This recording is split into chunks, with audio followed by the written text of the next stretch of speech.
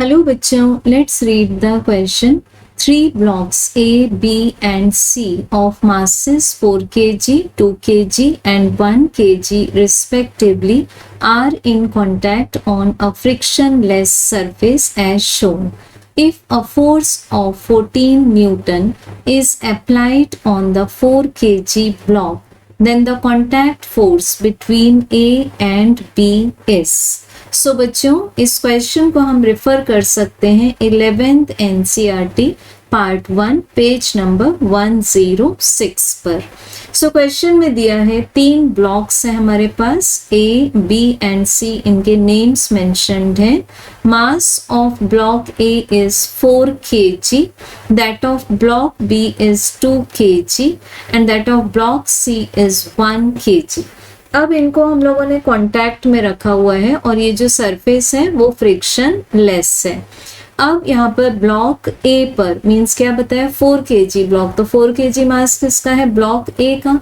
Block ए पर force लगाया जाता है 14 न्यूटन का और हमें फाइंड करना है कि ए एंड बी के बीच में कांटेक्ट फोर्स का मैग्नीट्यूड क्या होगा. सो बेसिकली जो हमें फाइंड करना है, what is that, that is the normal reaction on block A by block B. ये हमें फाइंड करना है.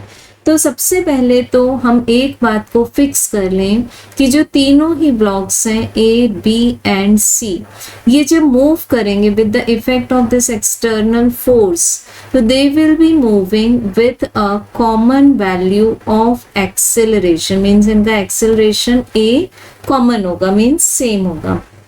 सो न्यूटन सेकेंड लॉ से हमें एक्सेलरेशन की वैल्यू मिलती है the net external force divided by the total mass. तो नेट एक्सटर्नल फोर्स तो क्वेश्चन में एक ही है, दैट इज 14 न्यूटन.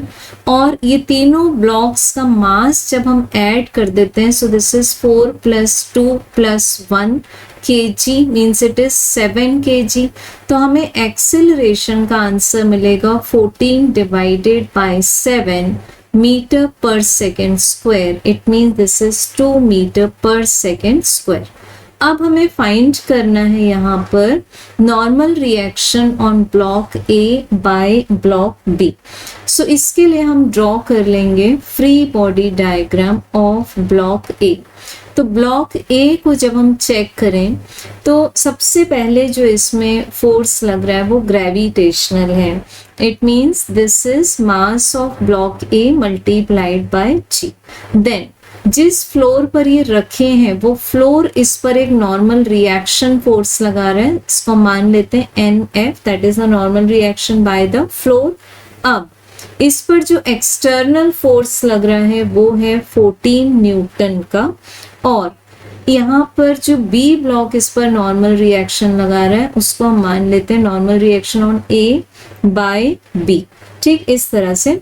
अब यहाँ पर A में भी जो एक्सेलरेशन है वो कितना है, 2 है.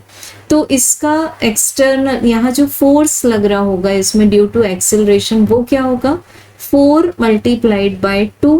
इट मीन्स ये हो जाएगा हमारे पास में 8 न्यूटन. सो हम इसके लिए इक्वेशन कैसे बना सकते हैं, it is m multiplied by the acceleration of A. This is equals to the external force minus NAB.